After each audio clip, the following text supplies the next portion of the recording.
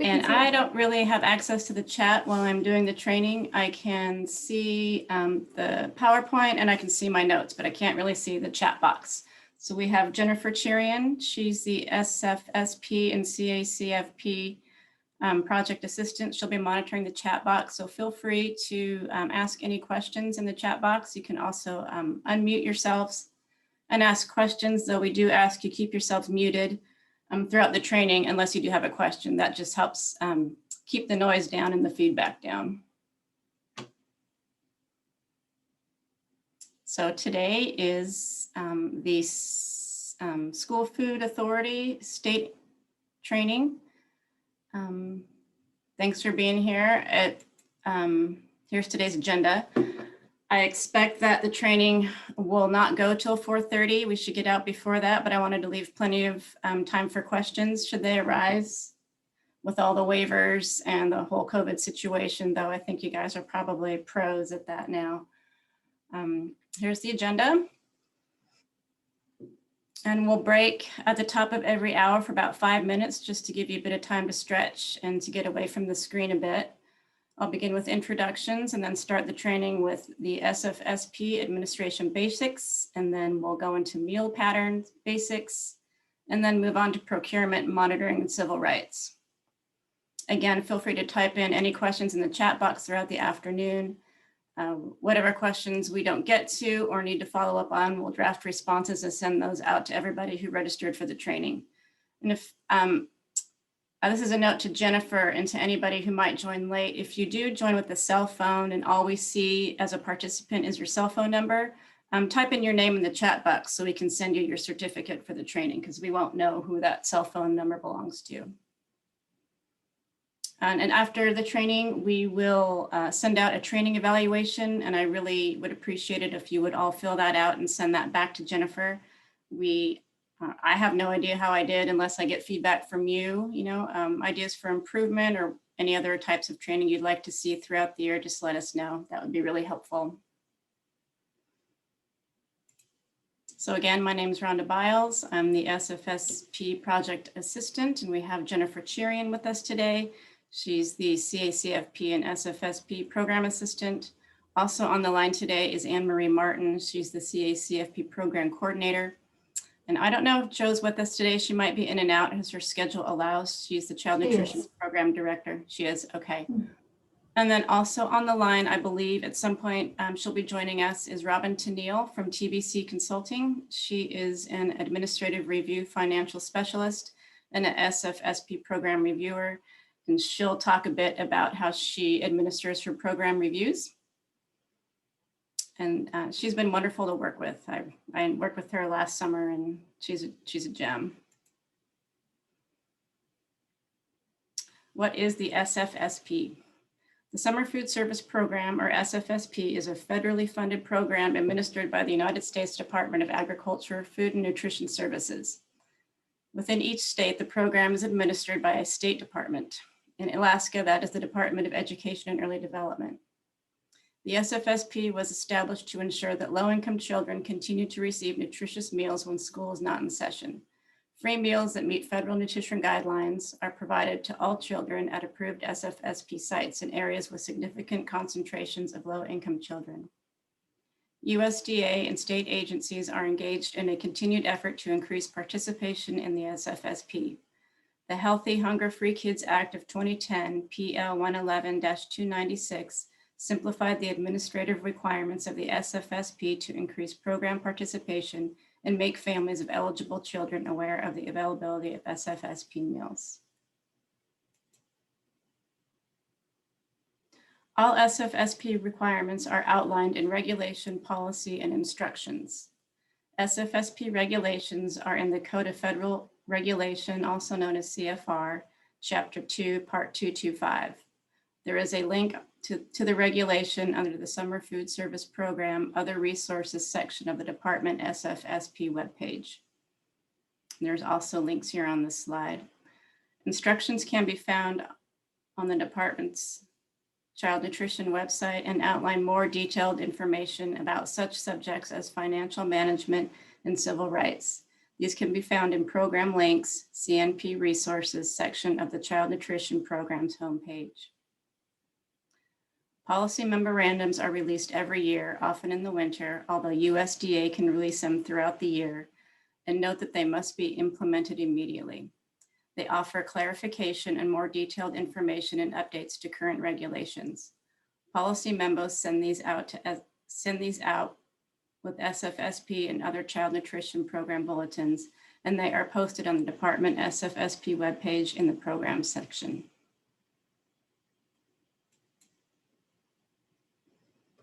SFSP in Alaska. Here's a snapshot of SFSP in Alaska in 2019 and 2020. I included the 2019 statistics as it is more representative of a typical summer program. Since schools transitioned from NSLP to SFSP during the school year in March of 2020 due to the pandemic, the 2020 numbers include these transitional school year meals. And you can see there was a huge increase. I mean, we went from over 300,000 meals served to over 2 million, which is incredible. And the average daily participation from over 5,000 to over 9,000. It was just a banner year. Sponsors served over 2.2 million meals. The average daily participation was 5,498. I didn't update that, so I guess that was for 19.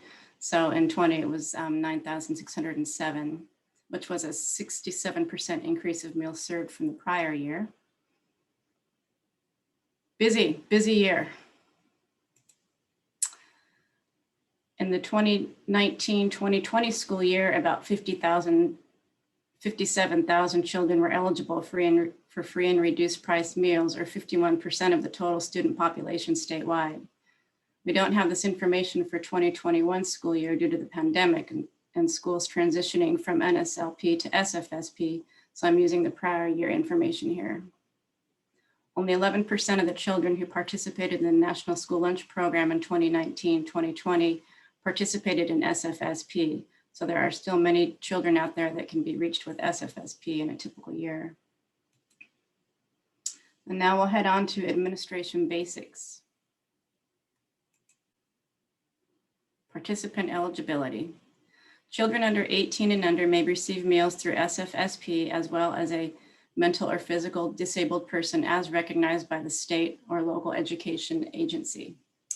For individuals with a physical or mental disability, in order to receive reimbursement, the site and sponsors must have written verification from the school district that the student is currently receiving education services from the school district.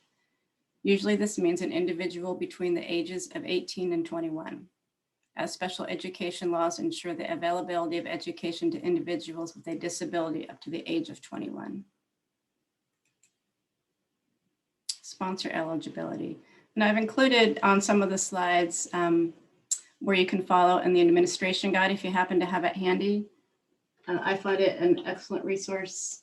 It looks like this if you want to follow through the pages. And if you want this, just let us know and we can send you a hard copy. It's also available online in PDF format on the USDA SFSP resources page.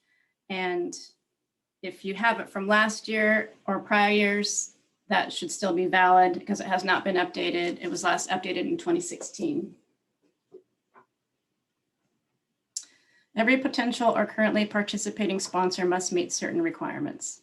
Sponsors eligible to participate in the Summer Food Service Program must be a public or private nonprofit school food authority, a public or private nonprofit residential camp, a public or private nonprofit college or university participating in the National Youth Sports Program, a unit of local, county, municipal, state, or federal government, tribal organizations, or any other type of private nonprofit organization.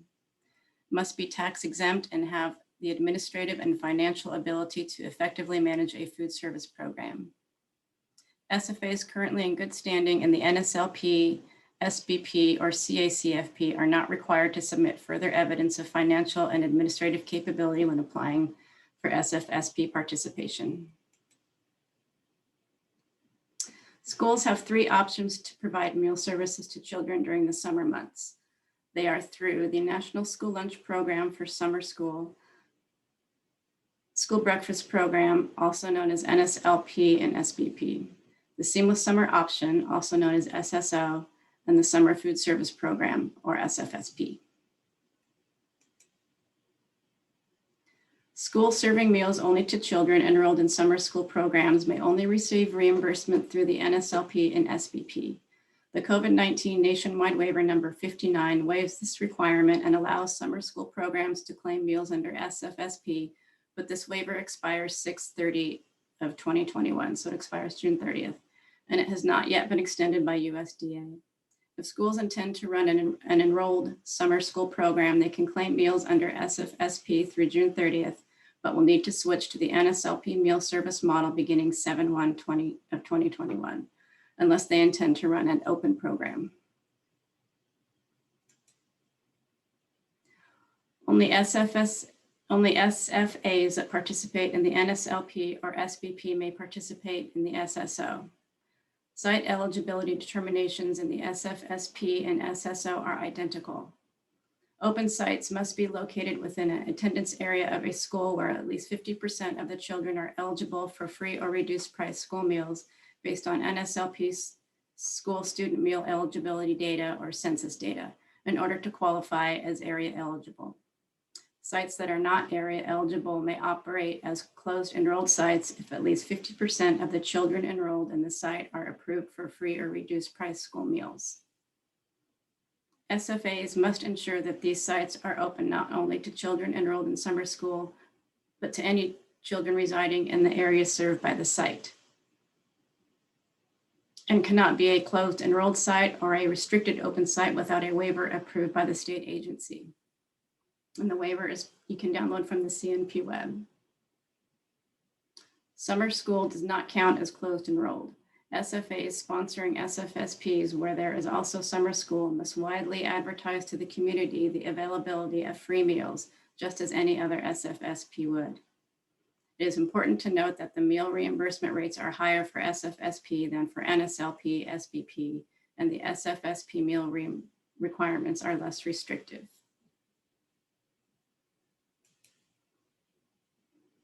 Here are some highlights of the SFSP. Site eligibility requirements depend on the site type. As mentioned earlier, summer school does not count as closed enrolled, but due to the COVID-19 nationwide waiver number 59, summer schools may operate as closed enrolled under SFSP through June 30th. Follows all SFSP meal patterns, monitoring requirements, and regulations. Annual trainings and applications are required. Sponsors receive the SFSP meal reimbursement rates, which are higher than NSLP and SBP. We've talked about participants and sponsor eligibility, and now we'll talk about the different types of sites. To see a nice flow chart, you can refer to attachment 5 on page 159 and 160 of your SFSP administration guide. There are 6 different types of SFSP sites. There are open, restricted open, camps, closed enrolled, Alaska Native, and Migrant. Sites must serve low-income children, and they must maintain eligibility documentation every year. Open sites. Open sites are reimbursed for all meals served to children. Open sites are located in a needy area, and meals are made available to all children in the area, and meal service information must be publicized in the community. Area eligibility is valid for 5 years. Alternative schools are not eligible unless using census data. Restricted open sites. These are reimbursed for all meals served to children, only for sites that must restrict feeding sites attendance for reasons of space, security, safety, or control. Sponsors must still make known that the site is open on a first come, first served basis to all children of the community at large, but that the meal service is limited due to a specific reason, like space, security, safety, or control. Closed enrolled sites. Closed enrolled sites must collect income information either through the income eligibility form or by obtaining a list of free and reduced priced eligible children from the school district. This information must be collected every year. At least 50% of the enrolled children must be eligible for free and reduced price meals. Sponsors can request a waiver to use the area eligibility. The site must be in attendance area of a school. Closed enrolled sites are usually established where an identified group of needy children live in a pocket of poverty. Identified low-income children are transported to a congregate meal site located in an area with less than 50% eligible children, and a program provided recreational, cultural, religious, or other types of organized activities for the specific group of children. Accredited summer school programs do not qualify as closed enrolled sites and must claim reimbursement for meals under the NSLP. As mentioned, summer schools may operate the SFSP through June 30th, but need to switch to NSLP effective July 1st. Camps. Camps can be residential or non-residential and are reimbursed only for those children who meet the free or reduced priced eligibility standards. Camps offer regularly scheduled food service as part of an organized program for enrolled children. Unlike open, restricted open, and closed enrolled sites, sponsors of both residential and non-residential camps do not have to establish area eligibility. However, they must collect and maintain individual household applications and are only reimbursed for those children who meet the free or reduced price eligibility standards. The reason you cannot use area eligibility is because camps, similar to charter and alternative schools, often have children from all over a community, which means the population may not accurately represent the average local area income level. While collecting income eligibility forms or maintaining lists from school districts for enrolled sites and camps, consider automatically eligible children who should be documented at the school district level and will make collecting information easier. For more information, see page 25 in the SFSP Administration Guide. Alaska Native and Migrant sites. They establish eligibility based on determination that the site primarily serves Alaska Natives or migrant workers.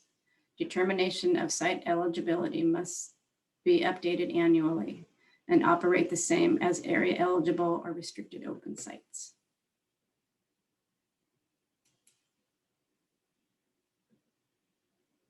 Schools serving open sites, either through SFSP or SSO, must maintain documented eligibility on file, either using 50% or greater school meals data or census data. This data can be used for 5 years, but must be maintained in the current year file. Census data can be used for schools that do not qualify with free and reduced price data. Some Fairbanks and Mat-Su schools are area eligible using census data, even though free and reduced priced is not at or above 50%. Check in the USDA capacity builder mapping tool located in the website on the slide. So it's right here, the capacity builder. And that's really a great mapper. I use it all the time. Schools serving only summer school students do not need to document eligibility, but must submit claims through NSLP. Please inform the state if you plan to serve summer school students through NSLP so we can track it in the reporting. Community Eligibility Provision, or CEP, schools serving summer school students can only use CEP claiming percentages if all students enrolled in summer school are enrolled in that CEP school. The school may apply the CEP claiming percentages for the NSLP to summer school, or establish an identified student percentage, or ISP, and CEP claiming percentage for summer school operations and use summer school claiming percentages in subsequent years.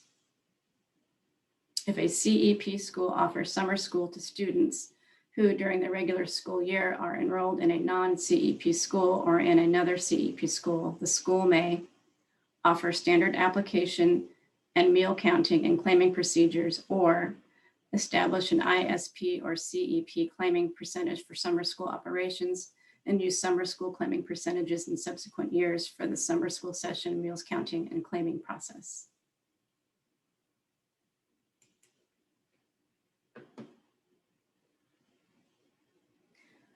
All source documents for eligibility must be uploaded in the CNP web at renewal. This includes any waivers, school data, census data, and an Alaska Native site eligibility letter on tribal letterhead. Note that while there is a waiver available to waive the area eligibility requirement, this waiver is only available if your site is truly located in an area ineligible location. So if your site is area eligible using school or census data, then that will be your method of documenting area eligibility. If you have a site location that is not area eligible using school or census data, you may request the area eligibility waiver. This waiver is downloadable from the CNP web.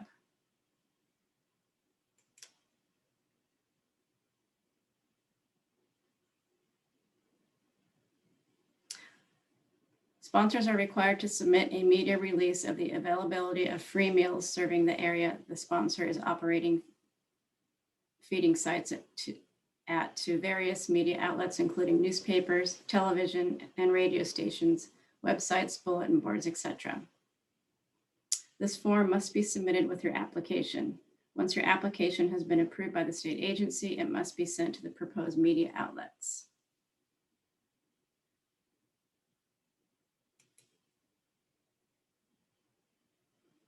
There is also another public release and policy for camps and enrolled sites.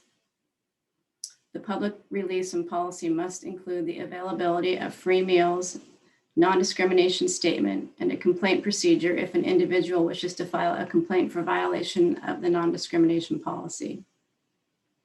For enrolled sites, the public release and policy must explain that the same meal is served to all enrolled children, regardless of a reimbursement status and without discrimination. For camps that charge separately for meals, must also explain that the camp uses Alaska's eligibility standards for family size and income levels at the level of reduced price school meals. Sponsors may submit the public release to any media outlet. If the media outlet charges money, you may decline. You may submit this form with the statement of declining the media option if it charges money. Technically, sponsors have fulfilled the requirement, but are encouraged to try a different media outlet. This form must be included in the enrollment packet for camps and enrolled sites. Sponsors may submit this form to the state agency, including the date and the enrollment packets were sent out to the families. Just a note here, I highly recommend that filling out the public release statement is one of the very last things you complete and upload to the CNP web before you submit your application for approval. Often site information changes, like meal times and meal service dates, and you want your public release to match your final plans for your summer meal service. If your public release information does not match your site's meal service operations, it will be returned to you, and this may delay approval of your application. Outreach and best practices. State agencies that administer the NSLP are required, to the maximum extent possible, to ensure that SFAs cooperate with SFSP sponsors to inform families of the availability and location of free summer meals for students when school is not in session.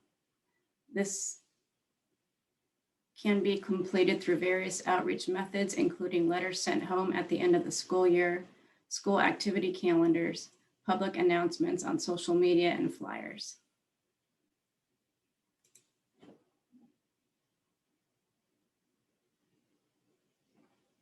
It is important that area families are made aware of the site locations and availability of meals. As sponsors, you should be trying to outreach to as many needy children as you can. Some ideas for outreach include send out informational flyers, brochures, posters, postcards, etc. to families about the availability of meals in their area. Request Alaska Summer Food Service Program banners and brochures from the state agency. Depending on how the summer rolls out, and only if current COVID-19 guidance allows for larger gatherings, consider holding some type of summer kickoff event, like a barbecue or an outside movie night, something that can be easily socially distanced. Open site locations can be found using the following site finders, which are also listed on this slide. Alaska 211, the USDA Summer Meal Site Finder, and the No Kid Hungry text hotline, and where you just text the word food to 877-877. And this only shows you open sites. It would not show you closed enroller camps. Here are some additional resources for you to find more outreach and best practices tools. USDA has a summer meals toolkit, Share Our Strength and No Kid Hungry has information on summer meals for kids, and the Food Research and Action Center, also known as FRAC, has some information on summer nutrition programs. And if at any point you want myself or Jennifer to send you a copy of any of these slides with these links, just let us know and we're happy to do that. And if you want a copy of this PowerPoint presentation, just let us know. We can send you the PowerPoint. And I meant to mention at the beginning, this is being recorded. We intend to post this publicly and have it be closed captioned. I don't know how long that will take and when that will actually get posted, but that's the intent. But if you want a copy of the PowerPoint presentation before then, just let us know and we're happy to provide that. Application process. All new and returning sponsors are required to submit annual applications, which are also known as sponsor information sheets. Sponsor information sheets are supporting paperwork. Sponsor information sheets and supporting paperwork are both downloaded from the CNP web and available from the state agency. They must be completed and submitted to the state agency by May 1st, or at least 30 days prior to the first day of service, whichever comes first. Please allow the state agency adequate time to renew and approve your completed application. By federal regulation, applications will not be accepted after June 15th. Within 30 days of receiving a completed sponsor information sheet and supporting documentation, sponsors will receive an approval letter and claim instructions after their application has been approved. Sponsors may not claim any meals until their sponsor information sheet or other documentation has been approved by the state agency.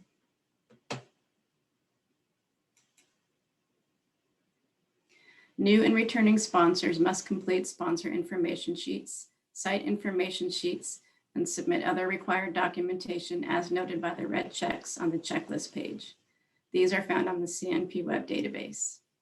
And I'll go into more about this a little bit later. It's a little bit funky this year for schools because they're already approved in the database. So when you enter your sponsor information or your site sheet information, you're not going to get the automatic red check mark as you usually would to denote what documents you have to upload to the CNP web.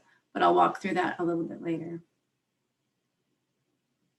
Required forms on the checklist page must be completed and returned to the state agency by uploading the completed document to the CNP web. This is the preferred method. Emailing and faxing your forms is also an option. It is important to note that only one form can be uploaded to the CNP web per line item checklist requirement. If sponsors need to upload multiple forms for a single requirement, then the best route would be to scan all the forms to create a single PDF document and then upload that single combined document to the CNP web. There's slightly more paperwork for new sponsors. So if you're brand new to SFSP, make sure you have all documents completed and returned to child nutrition programs. And there is also a new sponsor checklist on the CNP web database. It is important that the state agency receives both the required online forms and offline forms of the application process prior to application approval. Online refers to the sponsor information sheet and site information sheets, and offline refers to all the documents you need to download, complete, and upload to the CNP web, like site eligibility documentation, public releases, and all the waivers. Here's what the checklist page looks like in the CNP web. Usually, if a form is required to be submitted to the state agency, it will have a red check mark in the required column, and the form has to be submitted prior to sponsor approval. However, since all SFAs have already been approved in CNP web to serve school year SFSP meals, the red check marks will not show up for the forms that are required for approval to the summer SFSP season. And I'm going to list the required offline forms for the 2021 summer SFSP season. You can also send these to you in an email. The required offline forms for 2021 summer SFS pre-approval include the public release and policy on free meals, Site eligibility documentation, you need one for each site. Health Department notification letter. Any waivers as applicable to your summer meal service, including new COVID-19 waivers, and an annual SFSP, FSMC, or food vendor contract if applicable. So again, you won't see these red check marks when you apply for the summer program, but you will still need to upload them and they will be required. Public release, site eligibility documentation, and any waivers or an FSMC contract. You'll have to make sure you get those to us. And all waivers, all COVID waivers will need to be redone and submitted to the state agency for summer. So they won't carry over from the school year into the summer program. You'll have to submit all new waivers. So that will include the non-congregate, the mealtime waiver, parent guardian pickup waiver, first week site visit waivers. I think I have a list of those later too. Sponsor information sheet. The sponsor information sheet includes all general sponsor information, including responsible sponsor parties and food program contact information, advance information, audit requirements, food service management company, DUNS number. All child nutrition sponsors must register for a DUNS number through the Dun & Bradstreet website. For returning sponsors, some of the previous year's information will roll forward, but not all, so be sure to carefully review and make changes as necessary. Site information sheet. The site information sheet must be completed for each site that the sponsoring agency intends to operate. Each site listed must include the name of the site, the location, the site eligibility type, the meals to be served and meal times, the estimated average daily participation, or ADP, and the operation dates, the start and begin dates, and site caps. It is important to remember sites may only operate when the area schools are closed for summer vacation. Sites may not claim meals for children when school is still in session, except during emergency situations of anticipated school closures or during the pandemic. The bottom portion of the site information summary is the proposed training and monitoring schedule. All sites must have training and monitoring schedule dates. Schools that will provide summer meals at the same sites that serve meals during the school year will need to enter their summer meal information in the general comments field number 63.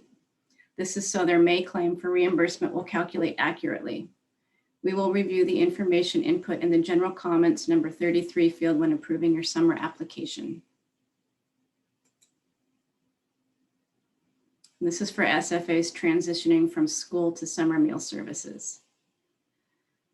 And I have it here. So here's the general comments field. And then here's an example of information you would put in there that reflects your summer meal service. So it has, so I'll just read this here. So SFAs can update everything on the site information sheet in the CNP web for summer meal services except the following. Number 32, do not change the begin date. This is right here. Don't change number 32. Don't change number 34 through 38 for your meal service. Do not change this information. As mentioned in the previous slide, you will need to input your summer SFSP meal service information in the general comments number 63. This is so your May claim will calculate accurately.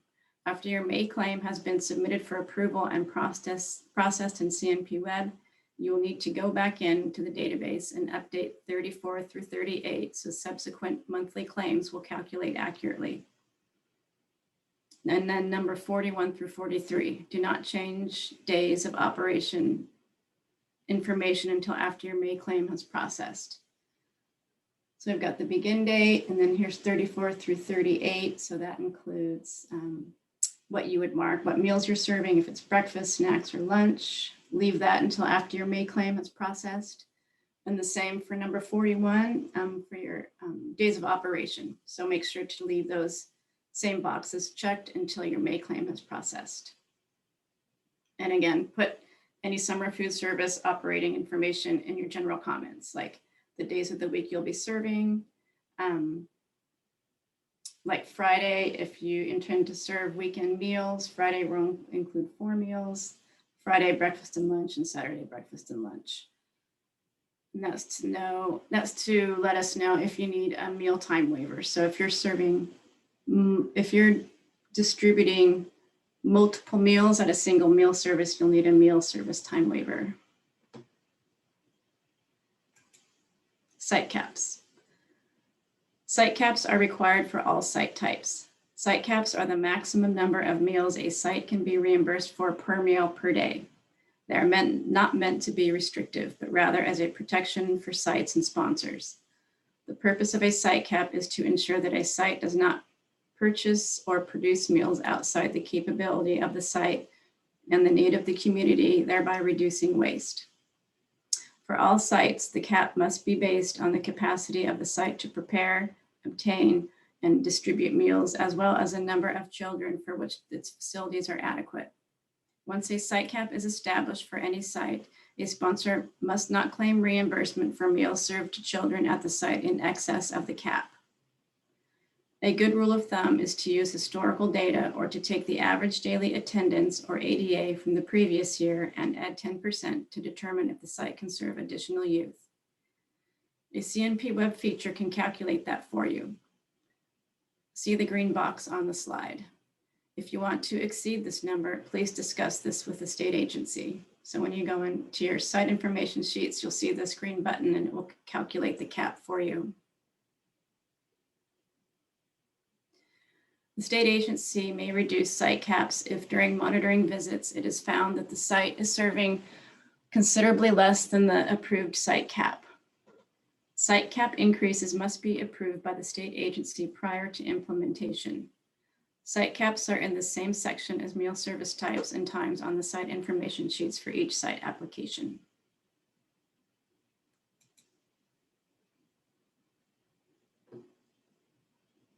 Here are some forms that are available for download from the CNP web. Monitoring forms. They include pre-operational site visits, required for new or problem sites, first week site visits, you may request a waiver, and fourth week site visits. Racial and ethnic data form, and this is recommended to be completed with the fourth week site review. It's also a cycle menu template, intent to contract meals and FSMC contract. If SFSP is not included in NSLP contract, field trip notification forms, training agenda and sign-in. All sponsors must document all staff training.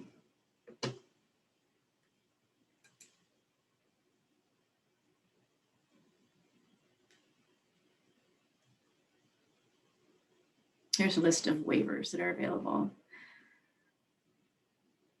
I was just looking at this. So this is what the current checklist tab looks like in the summer SFSP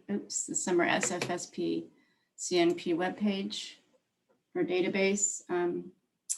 All of the 2021 summer documents are denoted by the 2021 date here before SFSP. So all of those are applicable to the summer meal service for 2021.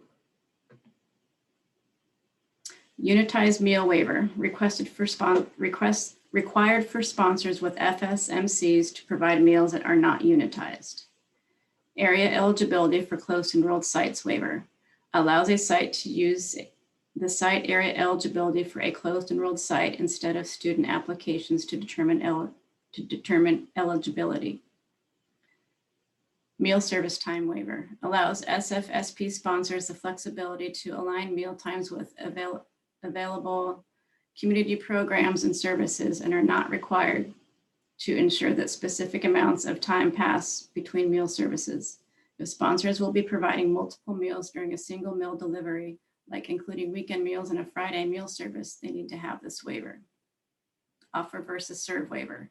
Since SFAs already have the OVS option, this waiver is not required if a SFA wants to offer the offer versus serve meal option.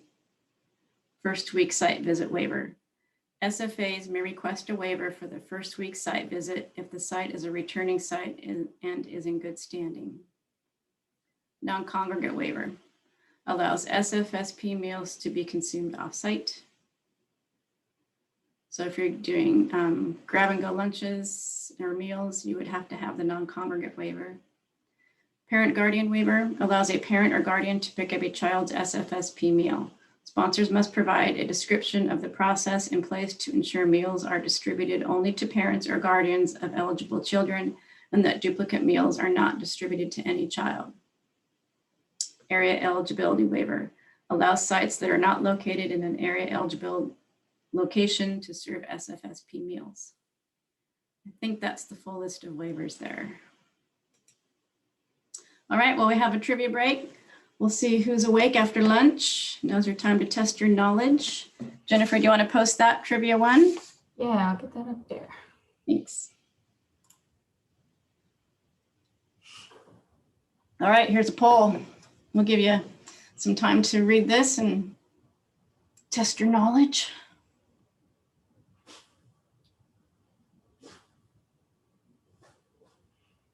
Hopefully everybody can see it. Yeah, there we go.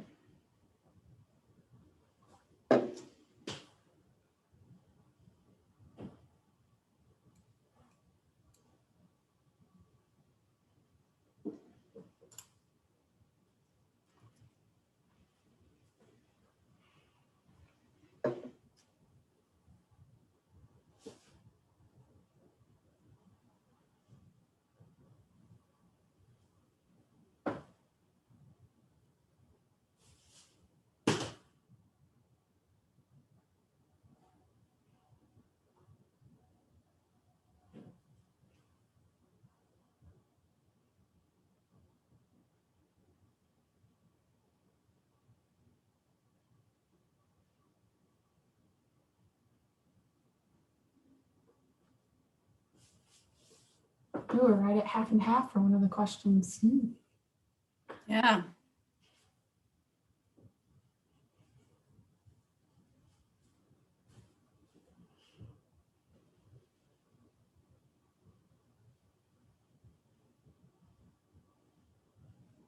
All right, give it another 10 seconds.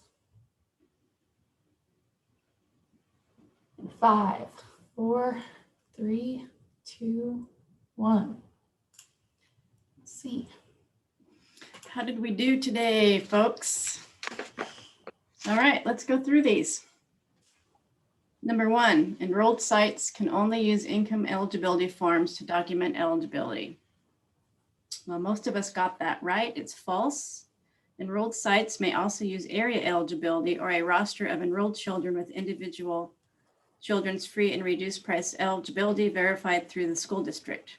Remember, at least 50% or more of the children enrolled must be eligible for free and reduced price eligibility if using IEFs or roster. Area eligibility is already 50%. 2, area eligibility, census and school, free and reduced price data is good for 5 years. Looks like most of us got that right. That is true. Once established, area eligibility is good for 5 years. New sites must use the current year eligibility. We recommend recertifying every year in case you think that income levels may go up or to increase eligibility for another year. Please remember to upload this documentation with your annual renewal. 3, restricted open sites may service summer school students only. That was kind of almost 50-50 there. And this is false. Sites only serving summer school students may only serve summer meals through NSLP or SBP, unless you have the waiver. Well, through June 30th, they can do SFSP, so this is kind of a tricky one. Summer school students may only be served at open sites if the site is open and publicized as such to the rest of the children in the community. Kind of a trick question there.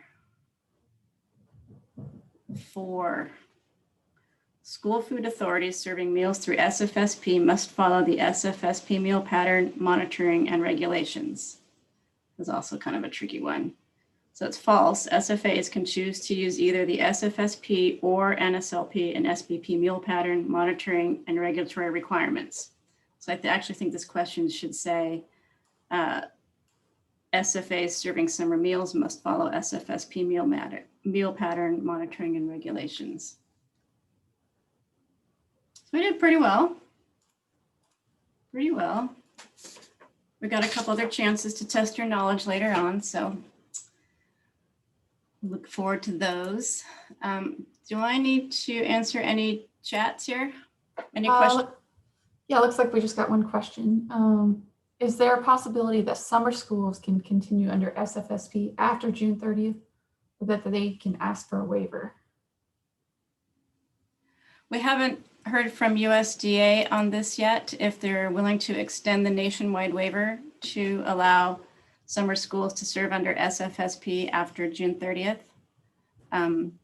Is Jo on the line? Has she heard anything recently? Hi, this is Jo. I can tell you that we have definitely not heard anything about this yet. So I think maybe it's still a question out there. USDA is aware that states are interested in it. Oh, my camera's way off. My camera's way off. I can also tell you, we just received a waiver in email, like literally 5 minutes ago, that allows state agencies to look at programs that didn't operate last summer, but operated the summer previous, for us to treat them as a returning sponsor rather than a new sponsor. That's been a question. I think that's then to our school districts, though, because most of the districts who are planning to operate this summer operated last summer. So I haven't seen anything yet, but getting a waiver in the email does tell us that USDA is still working on this summer a little bit, which was a surprise. I thought that they'd already kind of transitioned towards working to the new school year. So we don't know what we don't know, but as far as summer school, they can still they can still receive reimbursement under the National School Lunch Program if that's the route they want to go, or they can create an open site, that's concurrent at the same location and times as the summer school, and that's a possibility. But summer school alone, with the framework we have, would transition to NSLP in July. Great, thanks, Jo. Yeah, so she asked, is that the same for the area eligibility waiver? The area eligibility waiver is good through your summer operations. So that's good through September 30th or to the end of your summer food service operations, whichever is earlier. Any other questions before we move on? Can you repeat what you just said, please? So the only waiver right now that expires June 30th is the waiver that allows NSLPs to claim SFSP meals for summer school. All the other waivers, including the area eligibility, first week site visit, meal service, non-congregate waivers, those all expire September 30th or through the end of your summer meal service, whichever is sooner, which is usually your summer meal service because schools start in August. So these will not extend until the school year. They're just for the summer programs. Does that answer your question? Yes, thank you. You're welcome. Anybody else? Any other questions? I don't see any other questions in the chat box. I Okay, have one, Rhonda. If we're completing the area eligibility waiver, do we still have to send the documentation for our site eligibility? yes, because that would show that you need the waiver.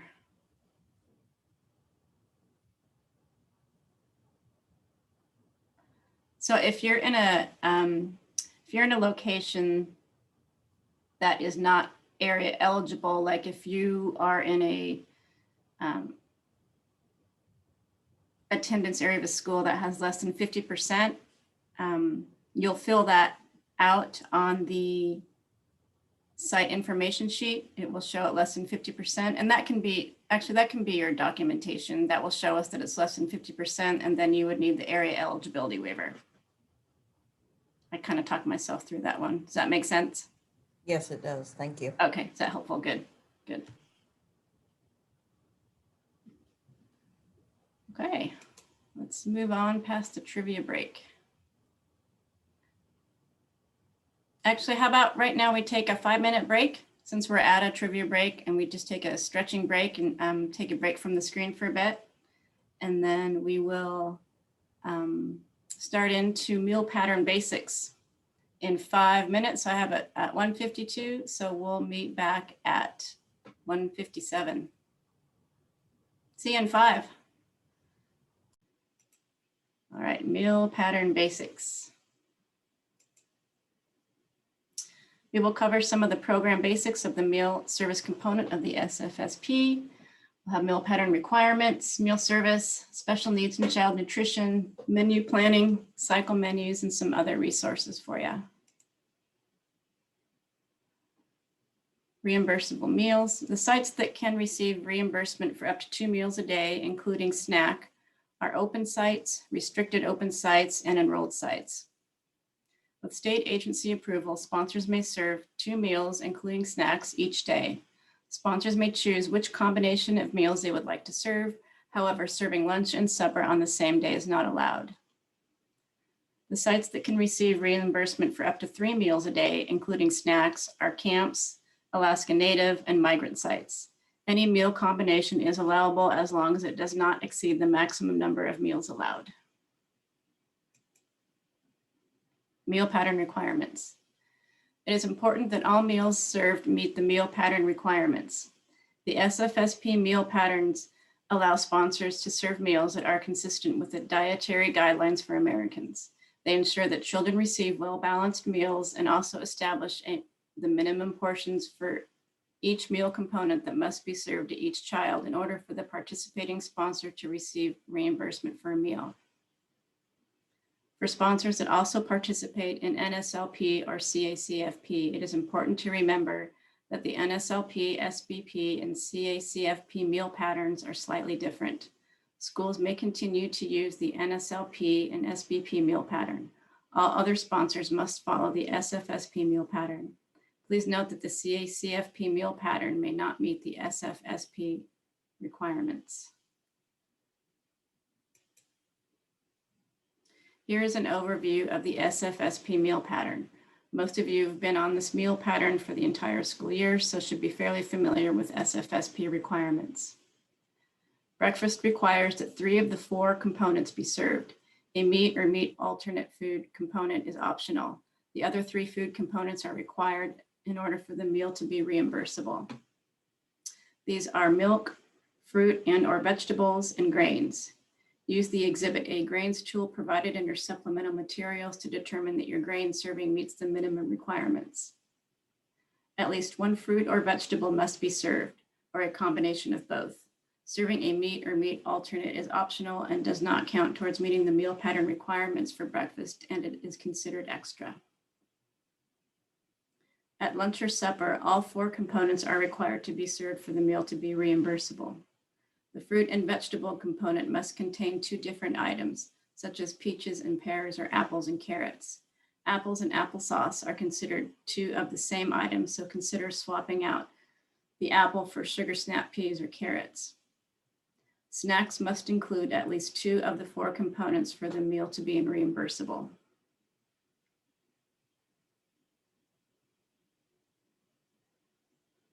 Can you repeat that one more time about the fruits, that they can't be the same?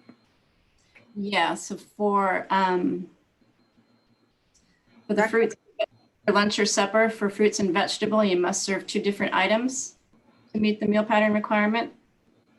Okay, so you would have to, you couldn't do 2 applesauce cups. You'd have to do an applesauce cup and something else. Correct. Yes, exactly. Okay, just want to make sure. Thanks. Yep. This is Julie. I have a question about the milk. With more and more people avoiding dairy, Is this any milk or is this definitely dairy milk? It's dairy milk, and we'll go over milk alternatives later. But it is dairy, cow milk. I have a question regarding the fruits and vegetable thing again. This is Jim in Ketchikan. Does that still follow when we're doing handing out meals that we have to have 2 different fruits or 2 different vegetables? So Yes. we need. Yep. So we have to serve them 2 fruits or a fruit and a vegetable. Yep. Or 2 vegetables, Okay, thank you. 2 different vegetables. Yes. Yeah. And then someone had a question about shifts. They said, we have a question about split shift days. So group 1 AM shift and a group 2 PM shift. Can each shift access 2 meals per day?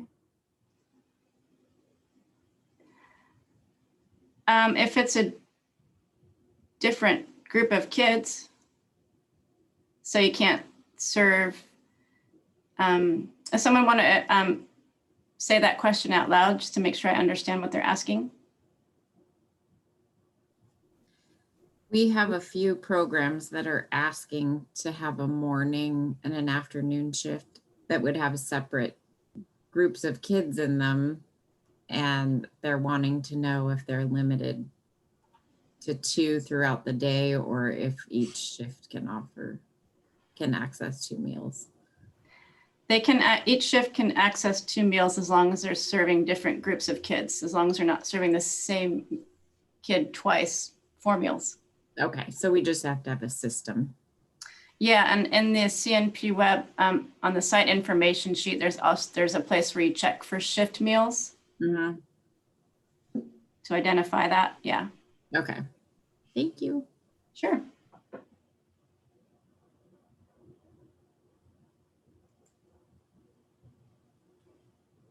Milk is a required component at breakfast, lunch, and supper.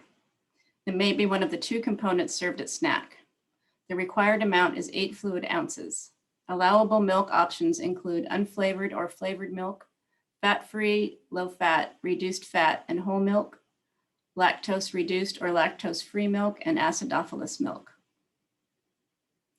Fruits and vegetables are a required component at breakfast, lunch, and supper. For lunch and supper, serve 2 or more different kinds of vegetables or fruits at each meal. The fruit and vegetable component may be one of the 2 components at snack. Up to 1/2 the total requirement may be met with 100% juice. Dried fruit is credited based on volume served. So if you serve a 1/2 cup of dried apricots, it equals a 1/2 cup of dried, or a 1/2 cup of fresh apricots.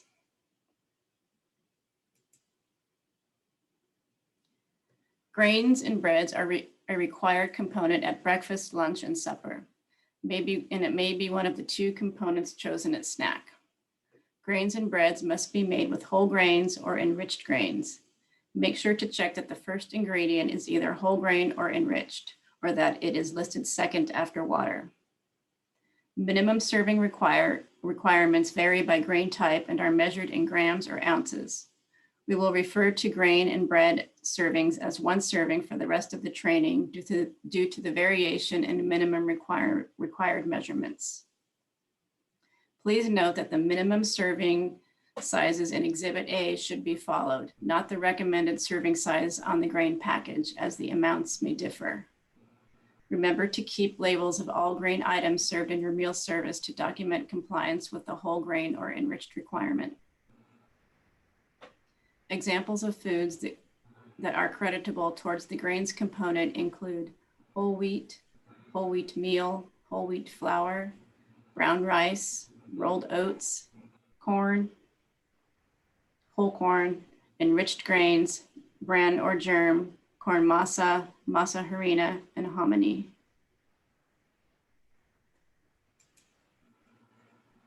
Meat alternate. Meat alternates are required components at lunch and supper. They may be one of the 2 components chosen at snack. Optional at breakfast, meat or meat alternates do not count as one of the 3 required components at breakfast and are considered an extra item.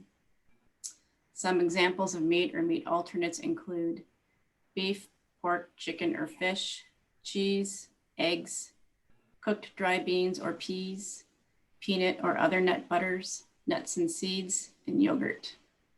Nuts and seeds may only fulfill half of the meat or meat alternate requirement. The required amount of peanut butter is 4 tablespoons, equal to 2-ounce meat or meat alternate, which is usually too much for a sandwich or even for dipping fruit or celery into. The recommendation is to use 2 tablespoons on a sandwich and serve another meat or meat alternate on the side, which is such as a hard-boiled egg or string cheese, or another 2 tablespoons of nut butter in a small cup for dipping fruit or veggies. Use lunch meat sparingly due to the processed and high sodium content.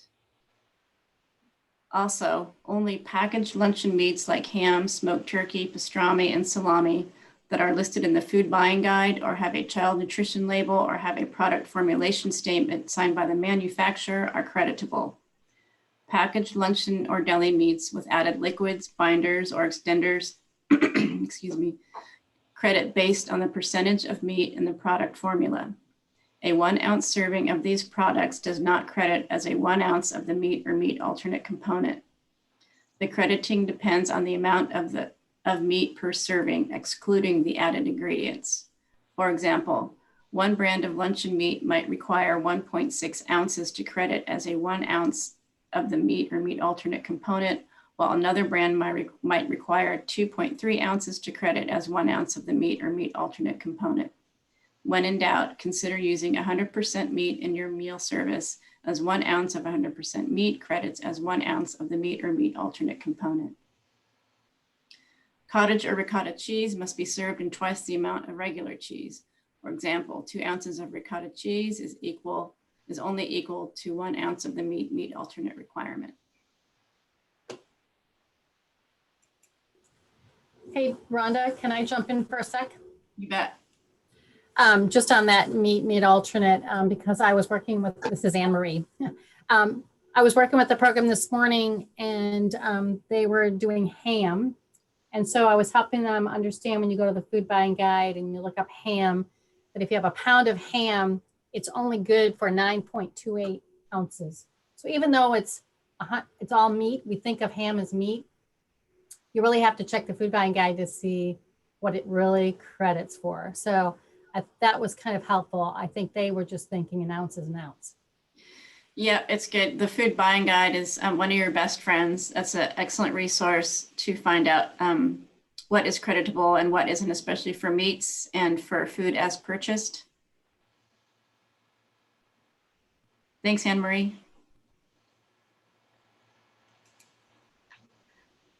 Combination foods. Foods that have one or more ingredient are considered combination foods, such as soups, stews, pizza, lasagna, fish sticks, chicken nuggets, and casseroles. Combination foods may be commercially made or homemade. If they are commercially prepared, they need to have a CN label or a product formulation statement or PFS signed by the manufacturer on file. If they are homemade, an analyzed recipe must be on file. It is recommended that a maximum of only 2 meal components in a combination food be claimed. For example, a lasagna with beef noodles and spinach should only use 2 of the components to credit toward the meal pattern, such as the beef for the meat and meat alternate component and noodles for the grain component. A fruit or vegetable and milk would then also need to be served on the side to meet the lunch or supper meal pattern requirements. This is because if a child chooses not to eat the lasagna, there are other options to eat, and the child does not miss out on a meal and walks away hungry because that meal is satisfying 3 food components. A combination meal that only claims 1 or 2 of the meal components allows for more choices for children who choose not to eat the combination meal item.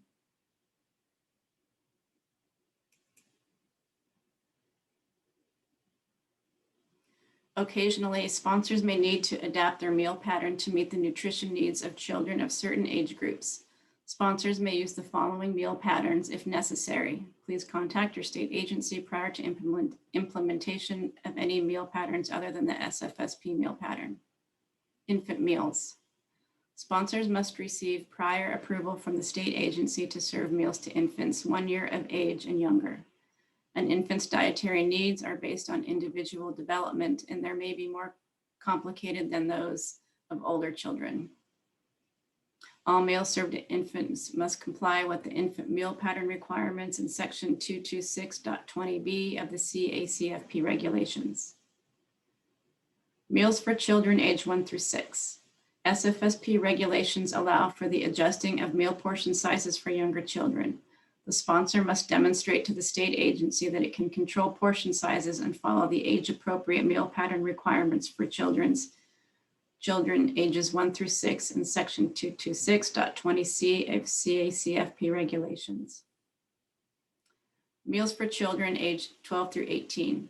The SFSP meal patterns specify the minimum portion of each food component for each meal and snack. Older children may have greater food needs, and sponsors may need to serve adult-sized portions. Adult-sized portions may be found in section 226.20c of CACFP regulations. Meals prepared in schools. SFA sponsors may use the meal requirement of the NSLP or SBP instead of the SFSP meal patterns without state agency approval.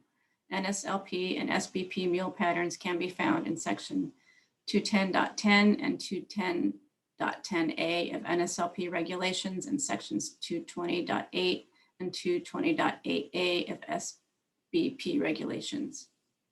Again, please contact the state agency if you think you need to follow a meal pattern other than the SFSP meal pattern.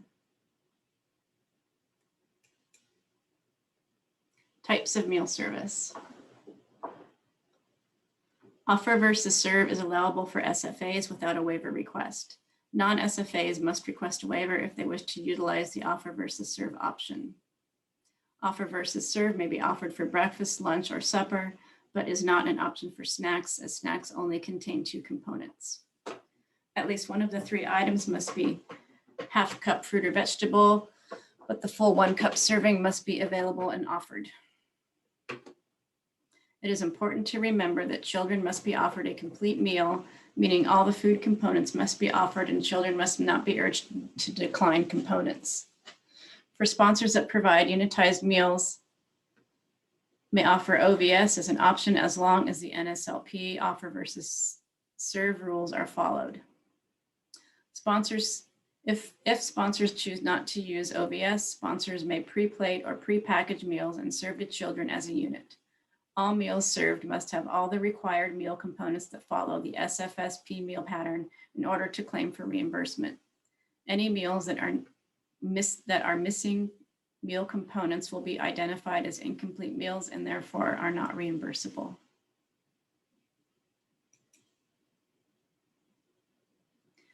Sponsors with open, restricted open, and closed enrolled sites may serve up to 2 meals or 1 meal and 1 snack a day. Sponsors may choose to serve any combination of the meals except for lunch and supper for 1 site. Sponsors with camps, Alaska Native, or migrant sites may serve up to 3 meals a day in any combination of breakfast, lunch, snack, or supper. Sponsors are not required to serve all 3 meals and may choose to only serve 1 or 2 meals. 3 meals is the maximum amount of meals any one site can claim for reimbursement. Meal service times. Established meal service times are required. Sponsors should use reasonable times for each meal service. Meal times must be submitted for each site on each site information sheet in the CNP web.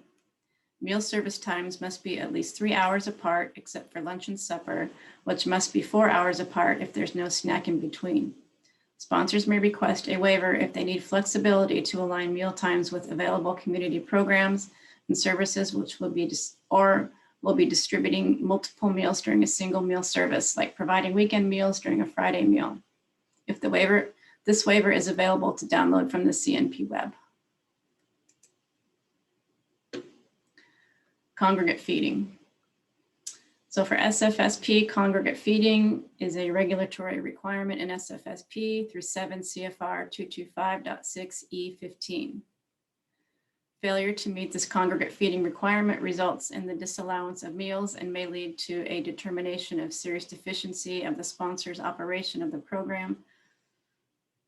225.11C4-6. Program violation section, excessive instances of off-site meal consumption. As mentioned earlier, there is a COVID-19 non-congregate waiver for sponsors that is effective through September 30th or until the end of your summer operations, whichever is earlier. This waiver can be downloaded from the CNP web. Daily meal counts. It is extremely important for site staff to take meal counts daily at the point of service. The point of service is the point where meals are counted, where children pick up meals. This is to ensure only complete meals are served and that the count is accurate. So just counting the trays that are left behind or the number of meals that are delivered to the site are not accurate counts of the number of meals, of complete meals served. Sponsors must take daily meal counts and consolidate them either weekly or monthly. A double check system must be used to verify meal counts prior to submitting it into the claim, such as a weekly or monthly spreadsheet. Someone else other than the person doing daily meal counts must double check meal counts against consolidated spreadsheet prior to submitting the claim. Sample meal count forms are found in the SFSP Administration Guide Attachment 16, Attachment 16, 18, 19, and 20. There is also a sample meal count form in the supplemental materials that were sent out. The daily meal count form may be used by sponsors. Each site must take a point of service meal count every day. Specific instructions for completing the daily meal count form are included with your supplemental materials. And this is also included in the administrative guide. In addition to first meals, you need to also count complete second meals served to program and non-program adults, damaged meals, and leftover meals. Reimbursable second meals are limited to no more than 2% of the total of first meals served. The site supervisor must sign and date the meal count form. Sponsors must have documented meal count training for site supervisors and staff using, for example, an attendance sign-in sheet. This is necessary so that when sponsors are reviewing the records returned by sites, they can ensure that the proper person is signing the daily meal count forms. If you do not use the sample meal count form, you will need to ensure that your form clearly documents second meals, program adult meals, and non-program adult meals, and has a place for the site supervisor to sign and date. Oops.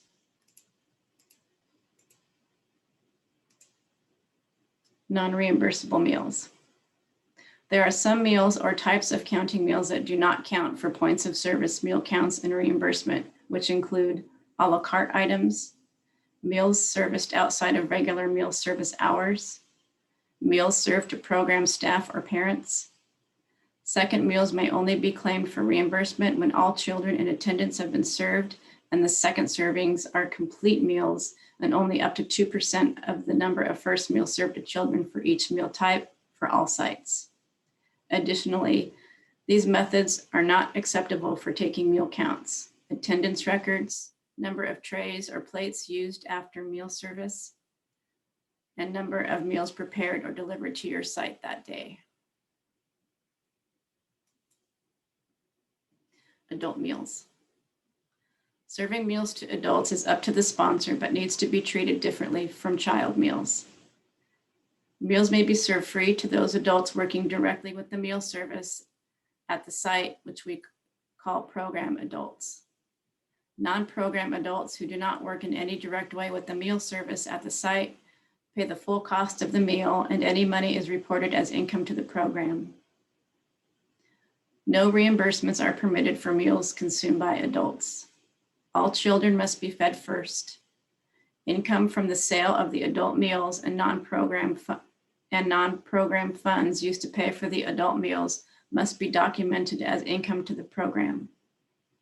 If non-program adults are not charged, the agency must transfer in funds from a non-SFSP account to cover the cost of these meals. Meals served to children, including second meals, program adults, and non-program adults must be counted and recorded separately on the daily meal count form. The USDA Food and Nutrition Services has a great handout in their SFSP toolkit regarding feeding adults called Serving Adults What You Need to Know.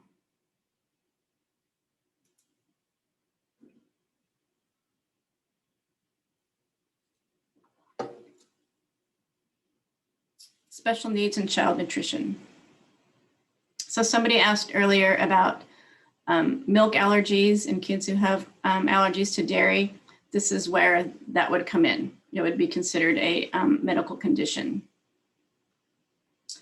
All child nutrition program operators, including SFSP and SSO sponsors, are required to make reasonable modifications to the meals and snacks they serve or to the meal service to accommodate children with disabilities. These modifications are made on a case-by-case basis. A site does not have a choice about accommodating. They must provide a substitution. In many cases, disabilities can be accommodated with little extra expense or difficulty. Additionally, they can usually be managed with the SFSP meal pattern requirements. For example, if a child is allergic to strawberries, the sponsor may serve that child an orange instead and still meet the fruit vegetable component. Modified meals that meet the meal pattern requirements do not need to be supported by a medical statement in order to be reimbursable. If a meal modification does not meet the meal pattern requirements, it must be supported by a medical statement that is signed by a licensed physician or licensed healthcare professional who is authorized to write medical prescriptions under state law. A medical statement is required to justify that the modified meal is reimbursable. The medical statement should include a sufficient description of the child's impairment to allow the sponsor to understand how it restricts the child's diet. It should also include a description of what the sponsor must do in order to accommodate the disability. This may include what foods should be served or omitted and recommendations for alternative foods or other information as needed. Sponsors are not required to provide the exact substitution or other modification that is requested. However, they must work with the child's parent or guardian to offer a reasonable modification that effectively accommodates the child's disability. Sponsors may consider expense and efficiency when choosing the most appropriate approach to accommodate a child's disability. Sponsors are not required to make modifications that would result in a fundamental alteration in the nature of the program. Dietary preferences. While sponsors are not required to make food substitution based solely on a parent's, guardian's, or child's personal taste or preference, such as vegetarian diets, they are highly encouraged to do so within the meal pattern requirements. The SFSP meal pattern allows for a variety of food items within each required food component and are flexible and adaptable enough to accommodate dietary preferences, such as religious food restrictions or vegetarian diets. Here are some links to useful standardized recipes. A note of caution about standardized recipes. Ensure that there is enough creditable components to meet the meal pattern. For example, a USDA Fiesta Mexican lasagna recipe only has 1 ounce equivalent meat or meat alternate and 3/4 serving grains or breads in a 1-piece serving. Tortilla chips are being used to satisfy the grain component, and in referring to Exhibit A, tortilla chips are in Group B, and 1 ounce equals 1 serving. So sponsors would need to serve at least 1 ounce of another meat or meat alternate and at least 1/4 ounce of grain to have a complete lunch or supper reimbursable meal. And if anybody wants a copy of this slide with these links to these standardized recipes, just let us know and we'll get that to you. There's some really great links on there. It's really helpful to have standardized recipes. All the work's done for you. If you have a homemade recipe, it has to be analyzed. So if you have a standardized recipes, you don't have to worry about creating a new analysis. Local foods. USDA now has a webpage dedicated to Farm to Summer. The 2021 Farm to Summer week in Alaska is July 18th through 24. Yes. July 18th through 24. For additional information about the Farm to Summer, Farm to School program, please contact Kai Coyle at 465-4969. And her email is also on the department website. For information on incorporating local foods into SFSP, refer to the Division of Agriculture website to access the Alaska Grown Sourcebook, which breaks out farmers markets and growers by region. Local procurement. Remember to follow local procurement guidelines. SFSP 07-2016 covers questions about using SFSP funds for farm to summer related activities, such as gardening supplies and field trips to farmers markets. Incorporating local foods into SFSP is a great opportunity to include nutrition education. For more resources, visit the USDA Team Nutrition website. On the DEED website, the Make It Local cookbook has a recipe analysis and component creditability built in. If you are interested in child obesity prevention measures, visit the Alaska Department of Health and Social Services Division of Public Health website, which has a webpage dedicated to chronic disease prevention.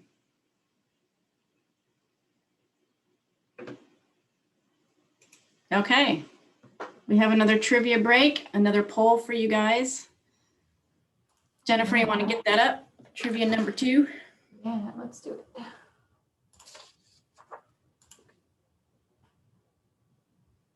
All right, we only got 3 questions for this one. Ooh, they're getting off easy. Hopefully everybody can see that. Yep.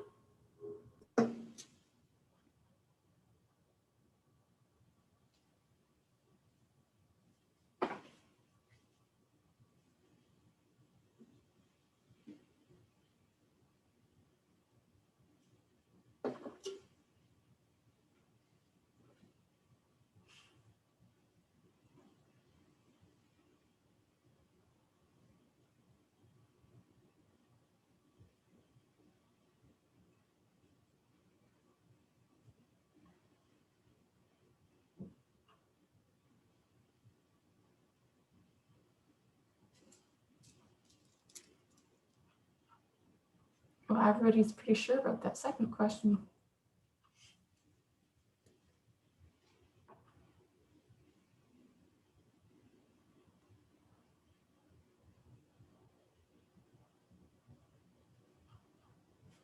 All right, 10 more seconds. 5, 4, 3, 2, 1. All right, woot. Polling number 2. Let's go over the results here. Question number 1. In order to count as a complete meal, breakfast must include, the answer is B, 8 ounces of milk, half a cup of vegetable or fruit, and 1 serving of grain or bread. C would also work, but it's not required that they have 3/4 cup of vegetable. They would have a little bit that's in excess. So C is not entirely wrong. 2, which item would require a CN label? Looks like most people went with D for fish sticks and burritos, and that is correct. Only items containing meat or meat alternates will have CN labels. Items like fish sticks and chicken nuggets, which often only serve to credit toward the meat alternate component because there is so little grain, must still have a CN label or a product formulation statement from the manufacturer to show exactly how much meat or meat alternate is in each serving. The third question, grain items with whole grain on packaging meet whole grain enrichment requirements. That was a trick question too, and the answer to that is false. Just because whole grain is advertised on the package does not mean it's the first ingredient or second after water. So be sure to check your ingredients for your grains. All right, fun, good times. I like polls. All right, onward to procurement.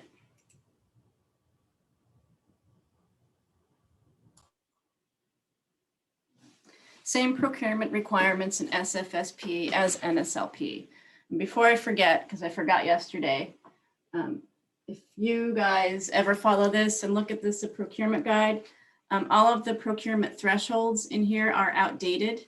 So be sure that your procurement plan and your procurement plan and documents have updated procurement thresholds. And they follow these on the slide here.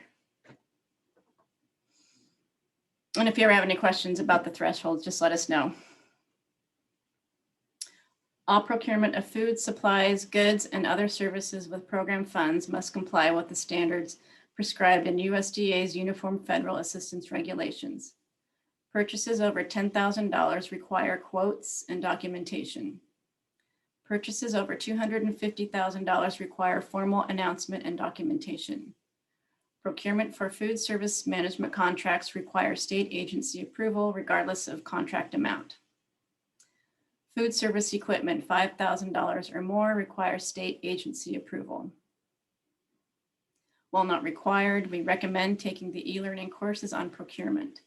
These are located on the DEED e-learning website. Sponsors are required to follow federal purchasing regulations, and the e-learning courses provide a good resource to become familiar with federal purchasing rules. Available e-learning procurement courses include procurement plans, informal procurement, formal procurement, and food service management companies. So the procurement thresholds in the SFSP administration guide on pages 83 through 102 are outdated, and they have the old thresholds as I mentioned, so please make sure that you update your own and don't go by the administration guide. Training.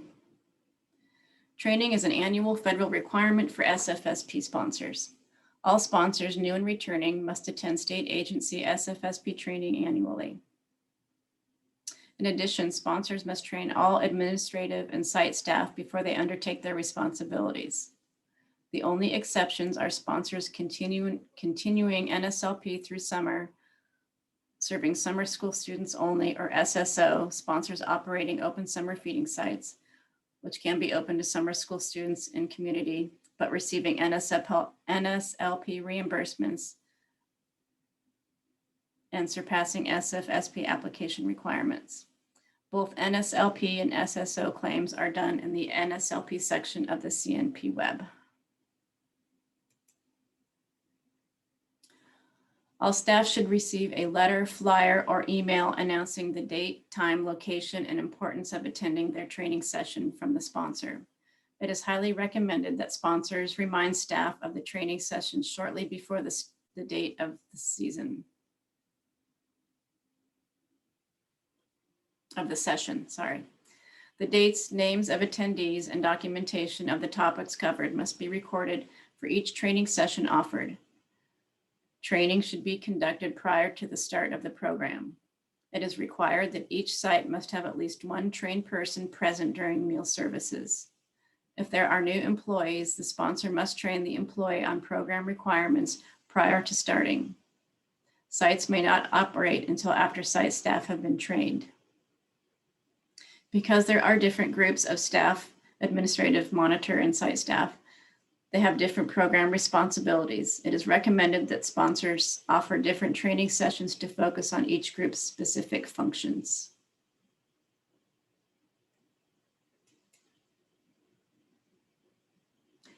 The administrative staff training will explain the responsibilities and duties of all sponsor personnel helping to administer the SFSP at the sponsor level. These personnel include office staff which are assistants, clerks, bookkeepers, and secretaries, area supervisors, and most importantly, the monitoring staff. Administrative staff training should begin with a general explanation of the program, emphasizing the purpose of the program, site eligibility, record-keeping requirements, organized site activity, meal requirements, and non-discrimination compliance. Secondly, a description of how the program will operate should be covered. Program operation topics include how meals will be provided, meal service, meal delivery schedule if applicable, and record-keeping requirements. Lastly, the administrative training should cover the specific duties of your program monitors. Monitor topics include conducting site visits and reviews, responsible sites of each monitor, monitoring schedule, reporting procedure, follow-up procedures, and office procedures. Monitors should attend both the administrative and site training. Monitor training. This training should cover at least the following topics: what sites each monitor is responsible for, monitoring schedules, the duties in conducting site visits and reviews, any reporting and or follow-up procedures, food safety and sanitation, civil rights and sponsor procedures to address civil rights complaints, office procedures, and reporting of racial and ethnic data. There are templates for all site visits and reviews found in the SFSP administration guide, as well as on the CNP web. Monitors must complete the required site visits and reviews for each operating site. Site staff training. Regulations require that sites may not operate until personnel at the site have attended at least one training session. This is an annual requirement. Sponsors must document the attendance at site training sessions and schedule additional sessions for those staff who are unable to attend or who are absent. It is also a regulatory requirement that at least one person who has been trained by the sponsor be present at each of the sponsor sites during the time of meal service. If a site supervisor resigns during the summer, the sponsor is responsible for ensuring that the new site supervisor receives all necessary training before taking charge of a new site. Documentation of the training topics covered and attendance must be kept on file.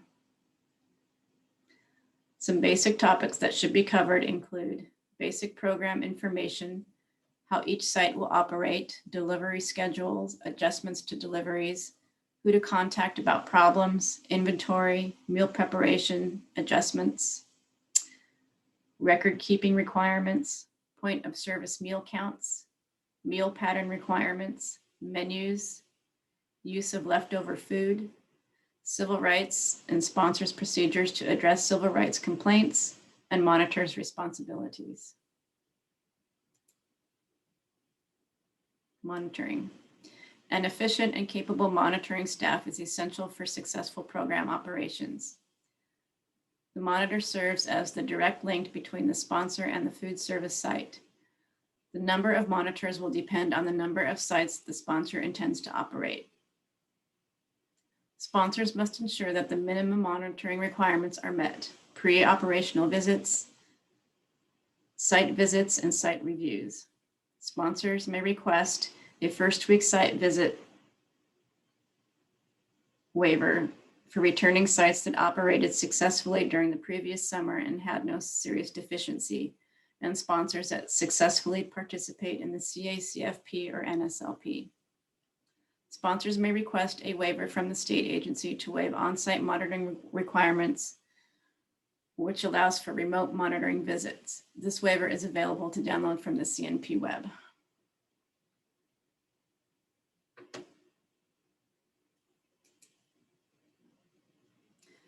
There are 4 different site visits and reviews that monitors may need to conduct. Template forms of these site visits and reviews can be found in the SFSP Administrative Guide, and it can also be downloaded from the CNP web. Pre-operational visits. Sponsors should visit all new and problem sites before they begin operations.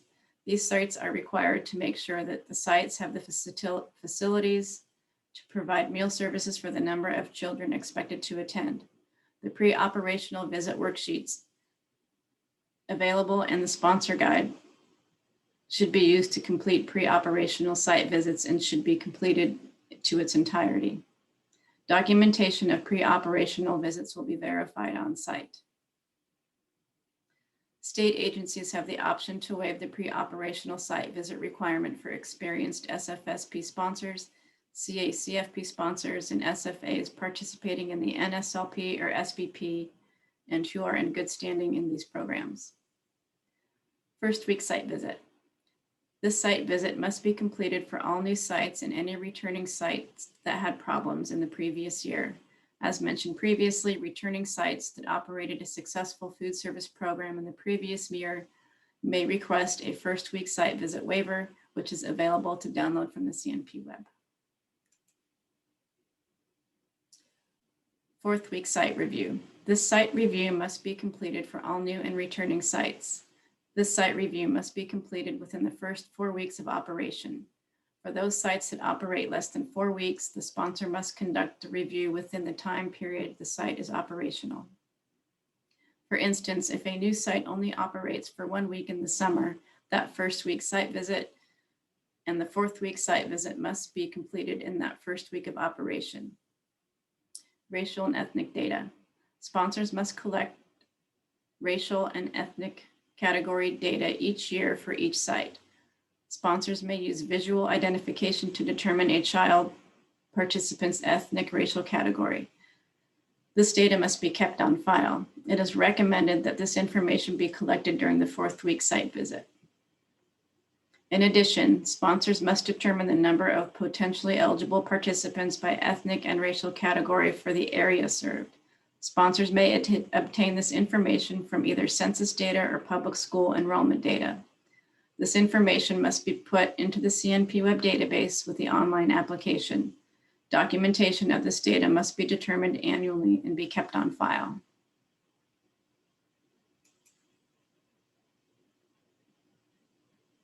After monitors complete the site visits and reviews reports, sponsors must review the reports. Sponsors should be aware of the following on the monitoring reports. All site visits and reviews must be documented. Records are only useful when they are carefully reviewed by sponsor personnel and when follow-up monitoring is scheduled to ensure that any corrective actions have been taken to improve site operations. Good review reports will meet the following criteria. All questions are answered. Problems, if any, are noted. Comments are included, if any, in the remarks section. Meal counts are taken appropriately. Recommended corrective action, if any, and follow-up. Recommend adjustments in meal orders to avoid excess meals. Report is signed and dated by monitor. Administrative reviews. A state administrative review will consist of a review of site operations, including observing the meal service operations, record keeping, how the claim for reimbursement is gathered, and procedures. All new sponsors will receive 2 reviews in your first year of program operations, a pre-approval review and a first-year review. After a complete application has been submitted and approved by our state agency, we will schedule and conduct a pre-approval review before the first day of operating the SFSP. All returning sponsors will have a state administrative review at least every 3 years. However, the state agency may pull forward to the current year a sponsor that is up for review next year to meet federal review requirements.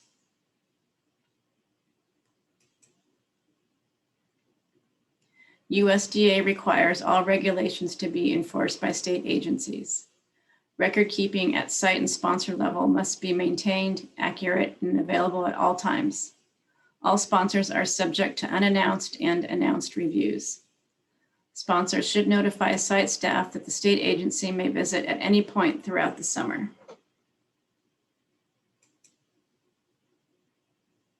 Other items that will be reviewed include training documentation, agendas and sign-in sheets, monitoring reports, follow-up on corrective action, accurate site eligibility and documentation, food service, meals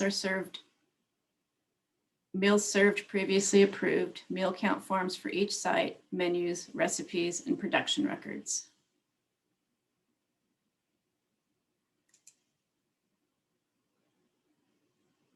Claims.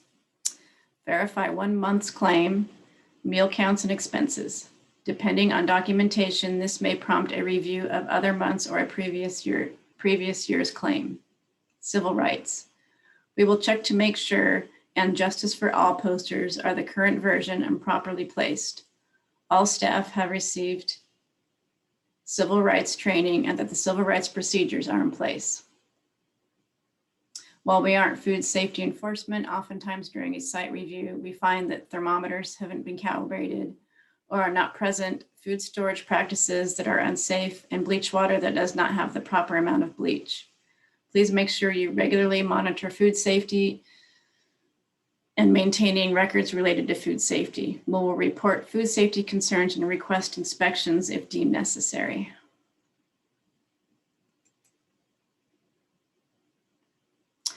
Last summer, DEED reviewed 9 sponsors. The top 5 administrative review findings in 2020 were meal pattern requirements, meal count records, staff training, monitoring, and nonprofit food service. Meal pattern requirements reminders. All meals served to all children must meet the meal pattern requirement in order for the meals to be reimbursable. We will be going, let's see, that was from last time. Also included in the supplemental materials that were emailed to all of you are items to help you navigate the meal pattern, like a SFSP menu planning template, a simplified summer meal pattern document, and the Exhibit A Grains tool. Also, a cycle menu template is available to download from the CNP web. There are lots of resources out there to help you. Please use them. You can always contact us if you ever have any questions. Meal count records reminders. Meal count records are very important, and sponsors must ensure that their sites are maintaining accurate records. Accurate meal count records should include a procedure for counting second meals. If you do not utilize the daily meal count form provided to you in your supplemental materials, then sponsors need to make sure their forms include a place to clearly document second meals, meals provided to program adults and non-program adults. Ensure the daily meal counts equal the consolidated monthly meal count records. Staff training reminders. Ensure all staff have been trained by the sponsor for their respective duties. This includes site monitors and site supervisors. All training must be documented, and training must include civil rights training and complaint procedures. Remember to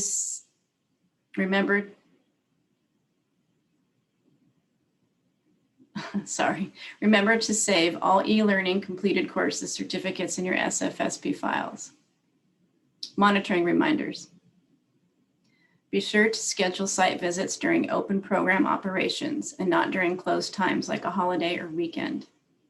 Remember that first and fourth week site visits are required unless you have an approved waiver from the state agency for the first week site visit. Ensure that your site visit monitoring records have accurate information, like the site name and address that was approved by the state agency to serve meals. The site name and address should be the same as the site name and address recorded in the CNP web. For sponsors who run mobile sites, remember each mobile stop is considered a separate site, which means that each stop must have its own set of monitoring records. You may not lump all mobile stops onto one single site visit form.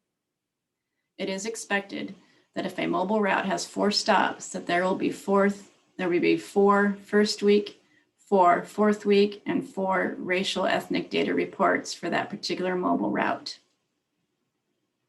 Nonprofit food service reminders. Remember, if it's not in the SFSP budget, SFSP reimbursement funds cannot pay for it. Reimbursement funds may only pay for allowable costs. Included in your supplemental materials is a list of SFSP allowable expenses and required documentation. This is a handy guide that can help you determine what expenses are allowable for reimbursement with SFSP funding. Also, page 132 in the SFSP Administration Guide has a list of unallowable costs for which program funds may not be used. As a reminder, tips of any kind, entertainment, and fundraising costs are not allowable expenses. Corrective action. Any non-compliance of USDA regulations or policies may result in disallowed meals, denied claims, number of sites limitation, return of funds to the state agency, serious deficiency determination, and termination from the program. Serious deficiency examples include tax exempt status revoked by IRS, non-congregate feeding, unless you have a waiver, failure to correct program violations, and repeat findings.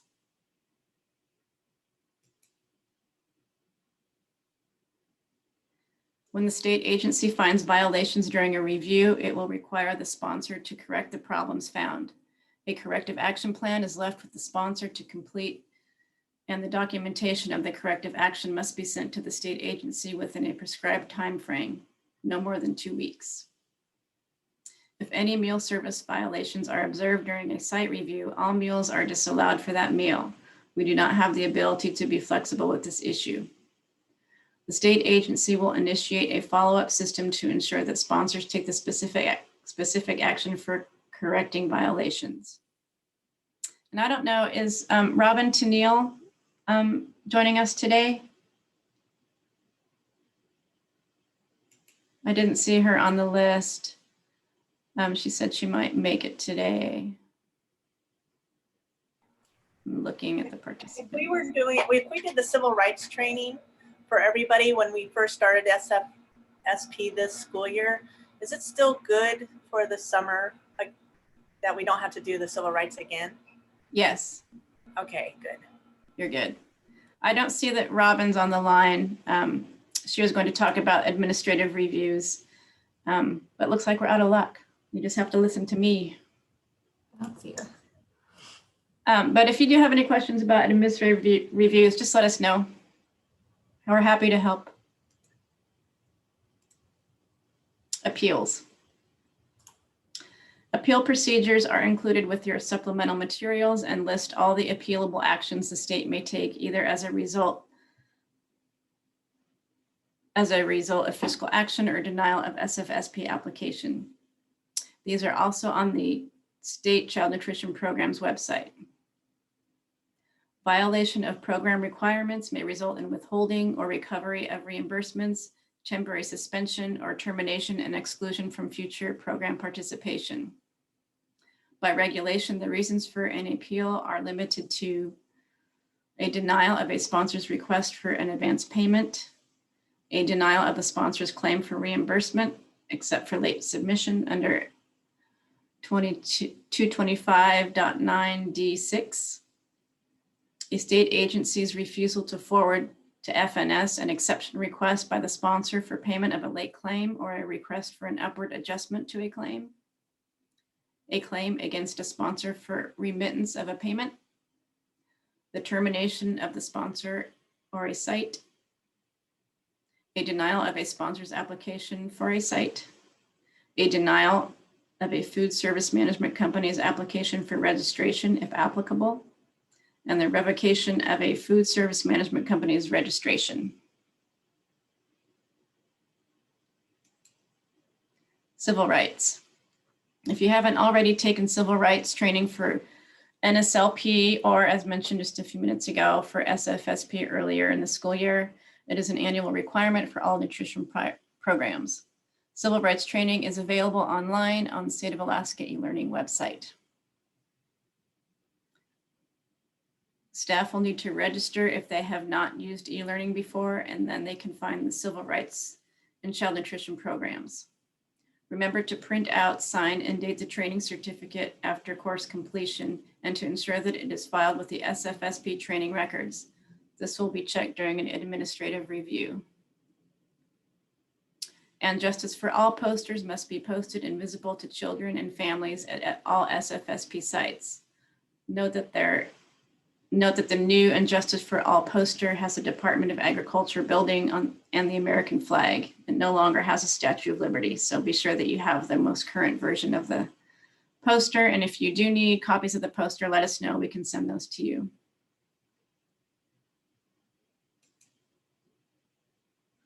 Non-discrimination statement. When to use the long discrimination statement, when it does not change the nature of the document. When to use the short statement, which is that at the very bottom here, the short statement, it's in a red box down there. Use that for brochures, banners, shorter publications that do not exceed 1 page, including sponsor websites and newsletters. The short statement, this institution is an equal opportunity provider. The word institution may not be replaced with the name of the agency or school, so it needs to remain as is. Program payments. The Summer Food Service Program is a reimbursement program. Sponsors should be able to cover the cost up front. However, there are advance payments available for those sponsors needing it. Advance payments should help sponsors maintain a positive cash flow because they have funds available to meet program costs as they arise throughout the month.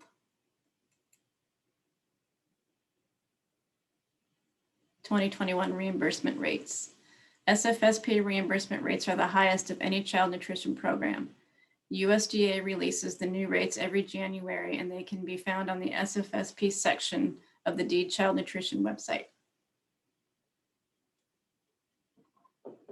Programs are reimbursed based on the number of reimbursable meals served to eligible participants multiplied by the sum of the appropriate administrative and operational rates. Sponsors receive the combined reimbursement rate depending on the location and type of site. Self-prep sites are sites that prepare their own meals at each individual site or at a central location and deliver meals to each site.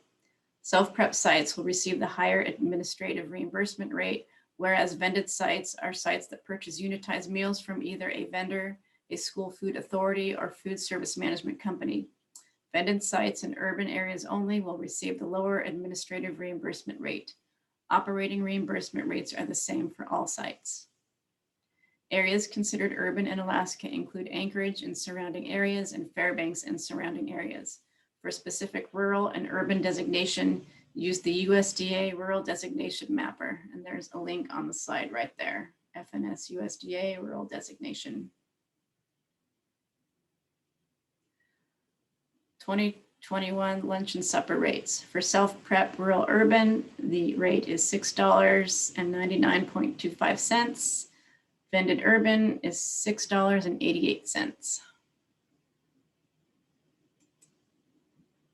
Claims for reimbursement.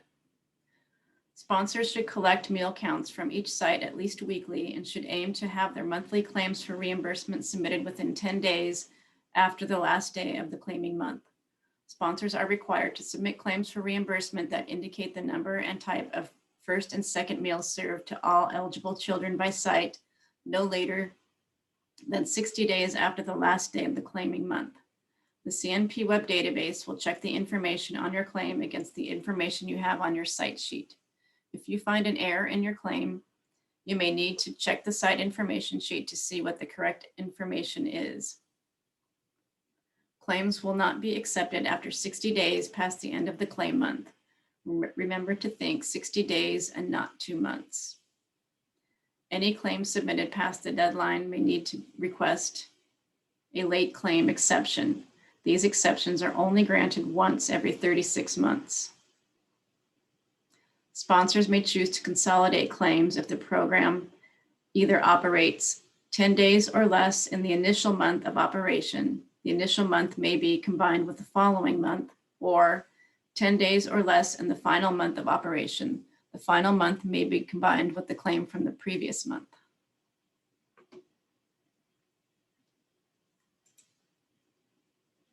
Record keeping. At a minimum, all sponsors must maintain the following records for 3 years plus the current year. Permanent agreement, which must be kept indefinitely. SFSP applications, daily meal counts, daily production records, operating costs, administrative costs, claims for reimbursement, training agendas, sign-in sheets and certificates, site visits and reviews, procurement records, and health and safety inspections. All right, hey, it's your last chance. Let's get an A. Trivia number 3, Jen, you want to get that up? Yeah. Thanks. There we go.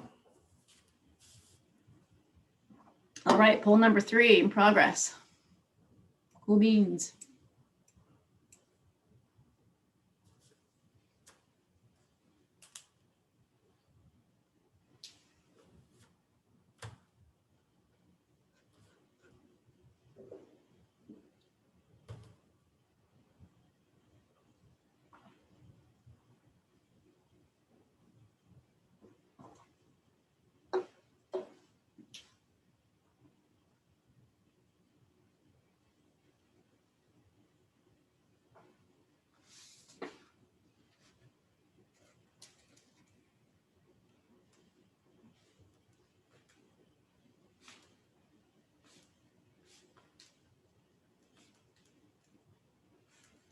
It looks like we're split half and half again in one of the questions. Oh, did I have another trick question in there? All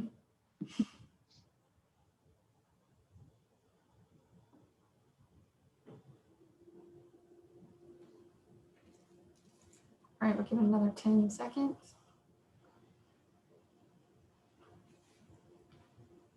5, 4, 3, 2, 1.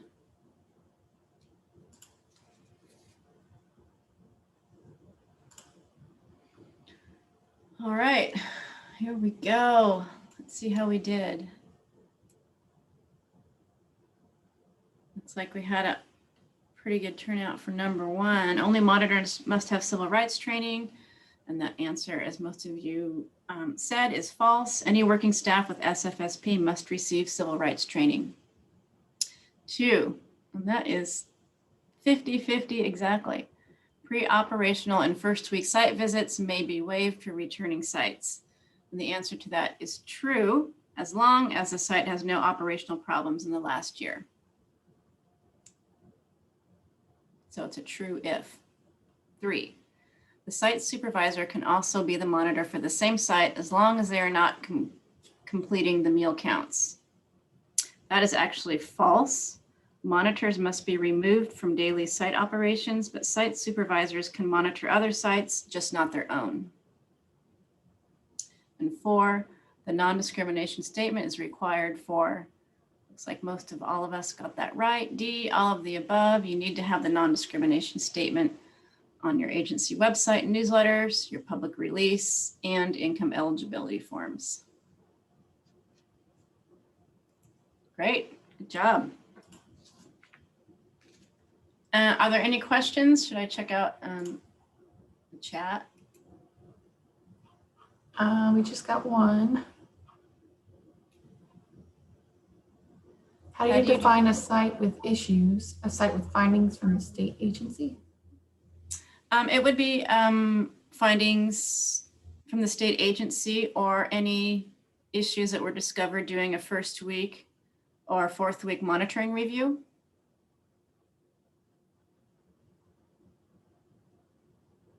And are you asking because of the waiver for waiver purposes?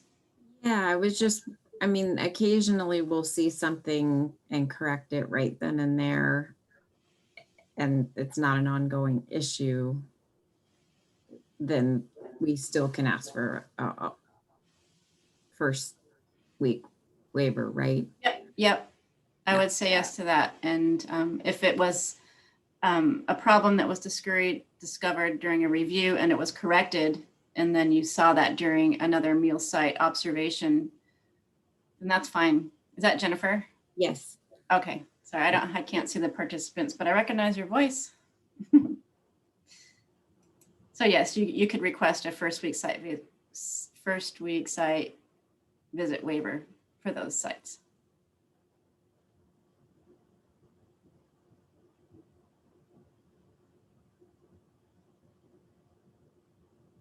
Anything else anybody want to ask at this point? I don't see anything in the chat box. I don't know if Joe is still on or Anne Marie. Is there anything you guys want to add that I might have skipped over or missed?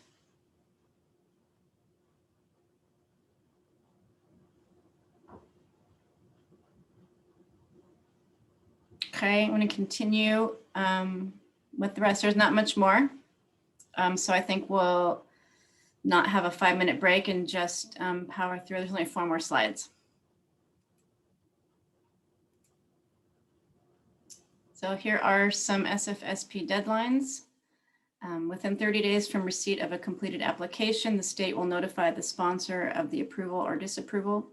If the application is incomplete, the state will notify the sponsor within 15 days and will provide the assistance necessary to complete the application.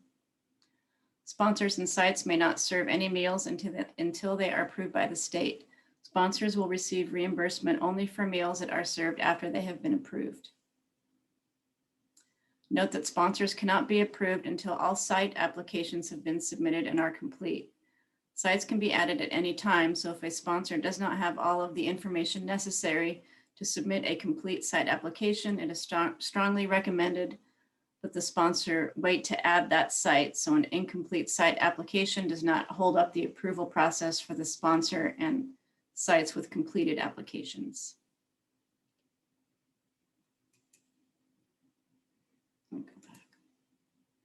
So completed applications must be received by May 1st.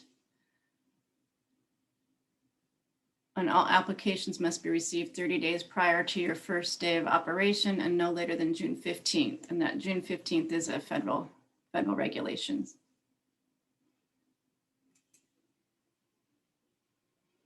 And here are a couple other programs, other child nutrition programs that are available to schools. There's the special milk program. Sponsors may elect to operate the SFSP at some of their sites while operating the special milk program at other sites. A single site cannot participate in both the same for the same meal. Reimbursement for milk served at average cost in your area. And another program available is CACFP at risk after school meals. Sponsors, SFSP sponsors are ideal candidates for administering at-risk programs at sites that are area eligible using 50% or greater free and reduced price data. Reimbursement at the free rate for each meal snack served outside school hours. And Anne Marie's may be on the line if you have any questions about CACFP. If you have any interest in the special milk program, just let us know. I have a question. Oh, can you go back to that slide? Okay, this is Julie. I have a question. The average program sites that are area eligible, but if it's an alternative school, then that's not going to be eligible. Is that correct? Unless you census data. For CACFP or SFSP? Whichever one is for the after school meals, either one. Anne Marie, do you want to answer that for CACFP after school meals?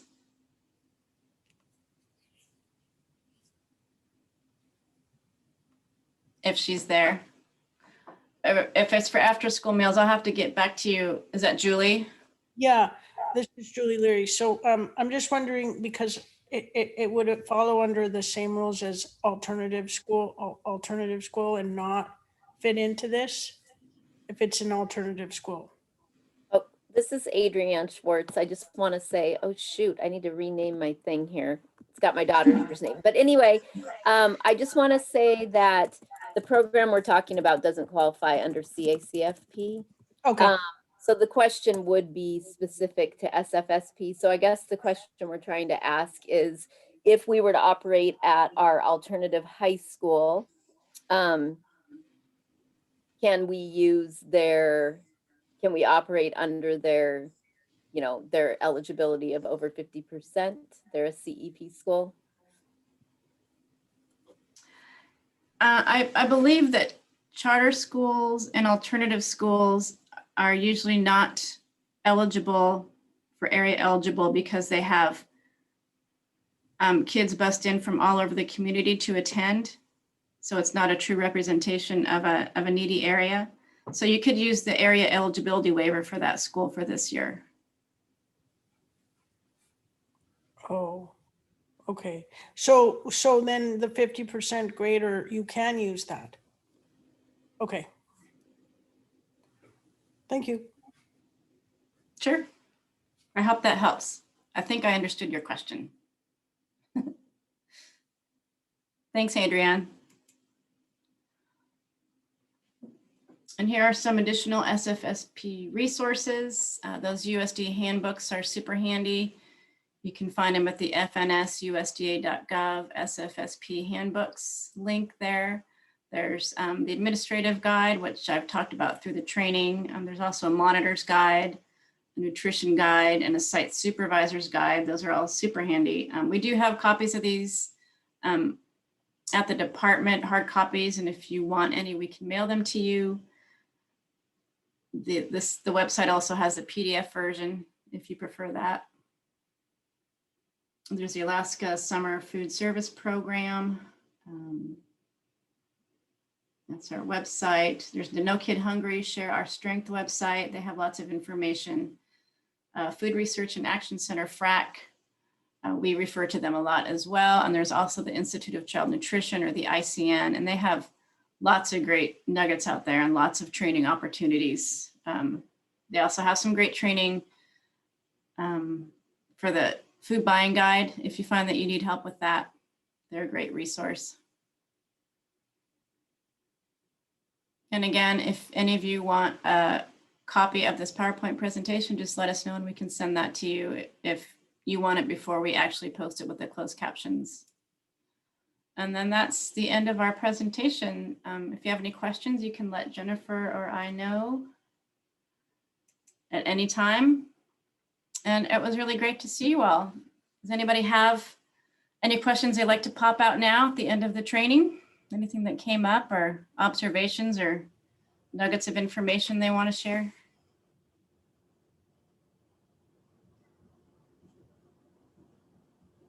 No?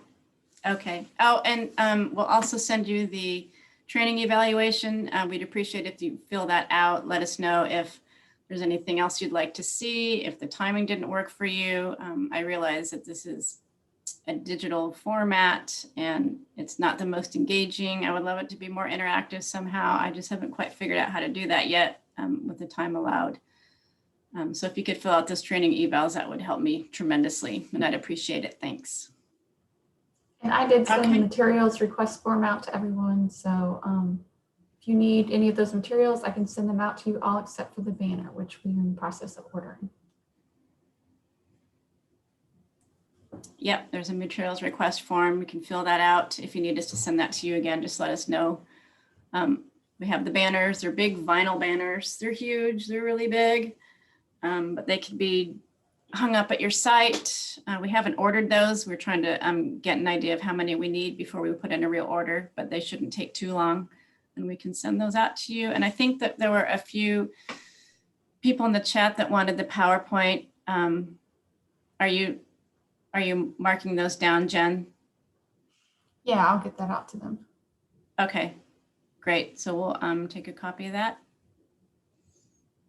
Okay, and if you need help with your applications or your claims, anything during the whole summer season, just give us a call. We're here to help. And I appreciate your time today. Thanks, everybody. Thank you. Yeah, take care. And I will send certificates